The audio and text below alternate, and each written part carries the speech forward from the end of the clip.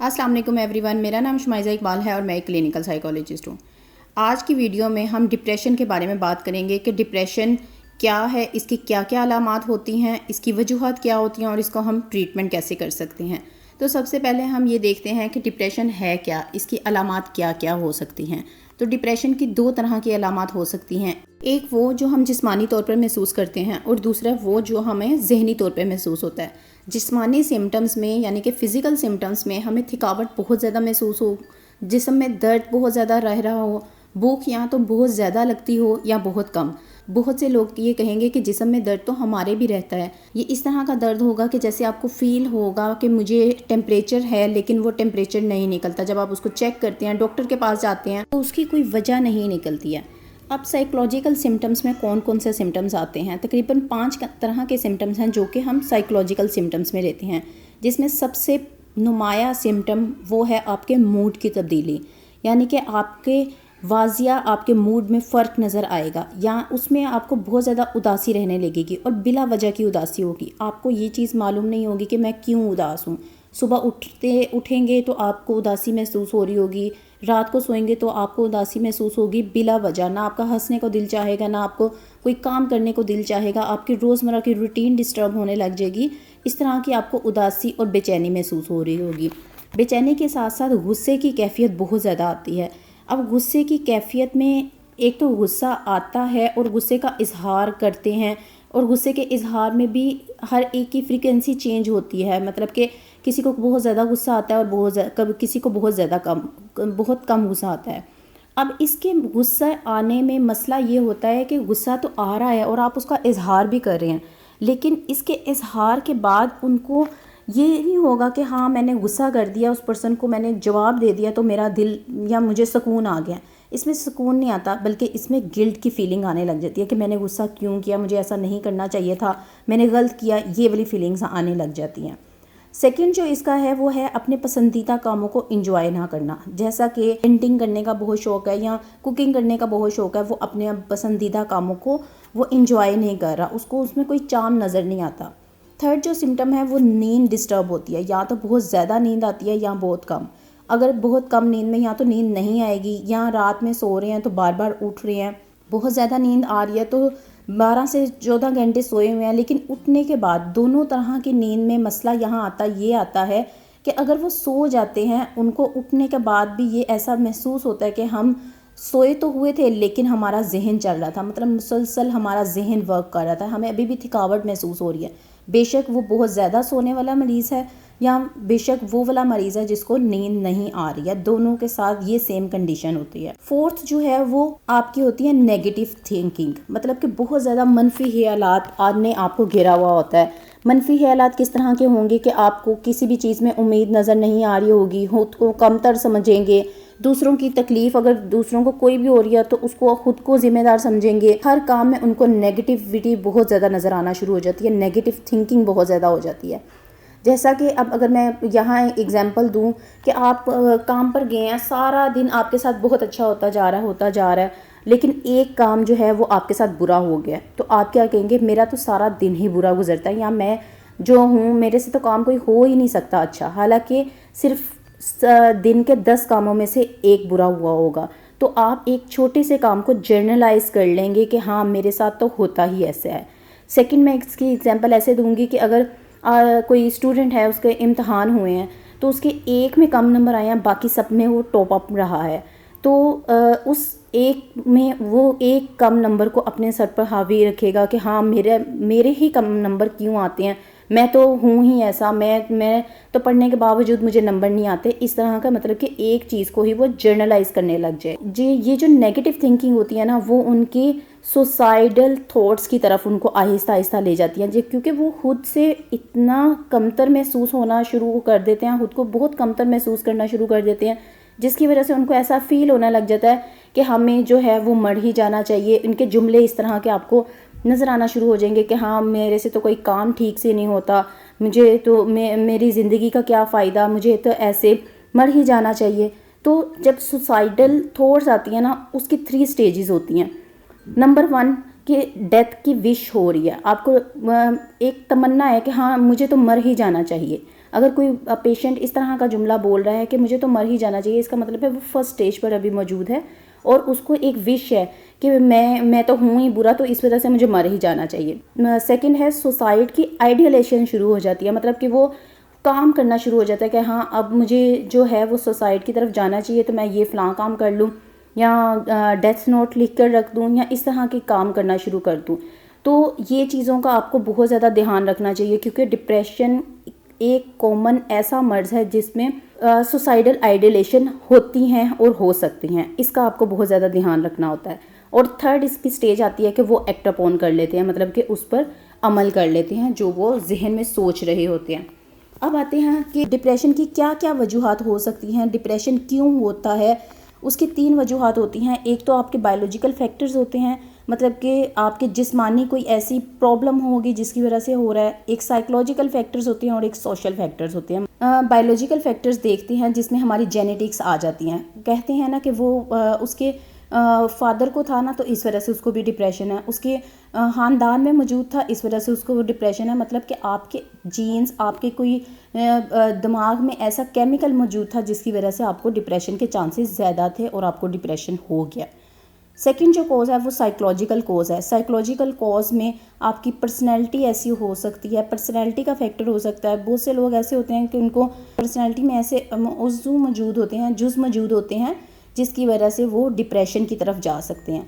Next आता है negative thoughts. जैसा कि मैंने पहले डिस्कस किया कि उनको बहुत ज़्यादा थॉट्स आना शुरू हो जाती हैं, उसकी वजह से भी वो डिप्रेशन में चले जाते हैं। अगर आपको कोई देखें कि इस तरह की सोचें आना शुरू हो रही हैं तो वो डिप्रेशन की तरफ जा सकता है। नेक्स्ट आ जाती है साइकोलॉजिकल फैक्टर में कि कोपिंग स्ट्रेटजीज़, आपके जो रोज़मर्रा के काम होते हैं ना, जैसा कि मैंने लास्ट वीडियो में अपनी बताया था कि ज़हनी मसाइल किस तरह के होते हैं, स्ट्रेस कैसा होता है। स्ट्रेस को अगर कोप अप आप ठीक से नहीं कर रहे हैं तो आपको डिप्रेशन की तरफ जा सकता है। जैसे मैंने बताया था कि अगर आप स्ट्रेस क्रॉनिक हो रहा है तो वो आपको डिप्रेशन की तरफ लीड कर सकता है। या इसमें साइकोलॉजिकल फैक्टर में नेक्स्ट फैक्टर जो है वो आ जाता है अनहेल्दी लाइफस्टाइल। मतलब कि आपका लाइफस्टाइल ही अच्छा नहीं है, मोबाइल यूज़ कर रहे हैं, बहुत ज़्यादा यूज़ कर रहे हैं, किसी की ज़िंदगी में देख रहे हैं तो उसको बहुत ज़्यादा अपने ऊपर हावी कर रहे हैं कि हाँ वो तो ऐसा था, मैं क्यों नहीं इस तरह का लाइफस्टाइल मेरा, या उसको तो ये चीज़ें मौजूद हैं, मेरे पास ऐसी चीज़ें क्यों नहीं मौजूद हैं। तो या आपकी नींद की रूटीन अच्छी नहीं है, रात में आप बहुत देर तक जाग रहे हैं, सुबह बहुत देर तक सो रहे हैं। ये जो अनहेल्दी लाइफस्टाइल है ना, ये आपके ऊपर बहुत ज़्यादा इफ़ेक्ट करता है। नेक्स्ट जो फैक्टर है वो है सोशल फैक्टर। सोशल फैक्टर में क्या क्या चीज़ें आती हैं, बेरोज़गारी आ जाती है, घर के मसाइल आ जाते हैं, आपसी ताल्लुकात आ जाती है, बेयकीनी की कैफियत बहुत ज़्यादा आ जाती है। जैसा कि हमारे स्टूडेंट्स होते हैं, वो पढ़ रहे हैं लेकिन उनको पता नहीं होता कि फ्यूचर में उनको जॉब मिलेगी या नहीं मिलेगी, पता नहीं इसका आगे स्कोप होगा या नहीं होगा। अच्छा मैं पढ़ तो रहा हूँ लेकिन मुझे तो फैमिली प्रेशर बहुत ज़्यादा है। ये हमारे सोशल फैक्टर्स आ जाते हैं जो कि हमें डिप्रेशन की तरफ ले जाते हैं। अब हम इस तरफ आते हैं कि हम डिप्रेशन का इलाज किस तरह से कर सकते हैं। डिप्रेशन का इलाज 3 तरह से हो सकता है। सबसे पहला है मेडिकेशन। मेडिकेशन के लिए आपको साइकेट्री की मेडिसिन्स यूज़ करनी पड़ेंगी। मैं क्लिनिकल साइकोलॉजिस्ट हूँ तो मैं अपनी फील्ड के बारे में आपको बेहतर बता सकती हूँ। इसके लिए आप साइकेट्रिक्स और साइकोलॉजी का मैंने डिफरेंस बताया हुआ एक वीडियो इस पर मौजूद है, या इलाज किस तरह से करते हैं, तो वह आप तफसील से वो वीडियो देख सकते हैं। तो अगर आप मेडिकेशन होती है, मेडिकेशन उस वक्त लेते हैं जब आपका इलाज साइकोथेरेपी के ज़रिए से ना हो रहा हो या आपके इलाज में बहुत ज़्यादा बिगाड़ आ चुका हो। ठीक है, अगर आप ये समझते हैं कि आप अपनी सोचों पर बिल्कुल भी कंट्रोल नहीं कर पा रहे हैं तो आपको मेडिकेशन की तरफ जाना चाहिए। नहीं तो मेडिकेशन की साइड इफ़ेक्ट्स की वजह से आपको साइकोथेरेपी की तरफ ही जाना चाहिए। सेकंड तरीका है साइकोथेरेपी। साइकोथेरेपी हर एक की डिफरेंट होती है, हर पेशेंट की डिफरेंट होती है। जैसे कि मैंने अगर आपको कॉजेज़ बताए हैं तो हर एक की जब कॉज डिफरेंट होगी तो साइकोथेरेपी भी डिफरेंट होगी।